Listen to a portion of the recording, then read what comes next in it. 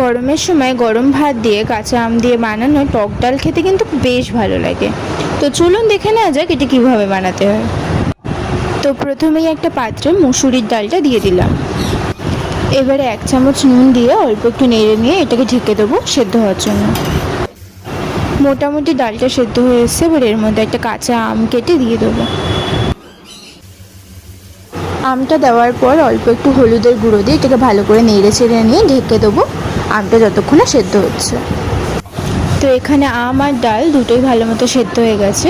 এবার test balance করার জন্য আমি একটা বাতাসা দিয়ে দিলাম, এর জায়গায় আপনারা চিনিও ইউজ করতে পারেন। বাতাসাটা দেওয়ার পর অল্প একটু নেড়ে চেড়ে নিয়ে এটাকে সাইডে রেখে দেবো।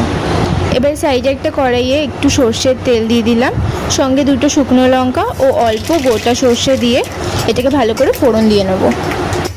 ফোড়ন দেওয়া হয়ে গেলে এর মধ্যে ডালটা দিয়ে দেবো। ডালটা আমাদের ফোড়ন দেওয়া হয়ে গেছে, এবার এটাকে অল্প একটু নেড়ে চেড়ে নিয়ে এটা ফাইনাল লুক শেয়ার করছি আপনাদের সাথে।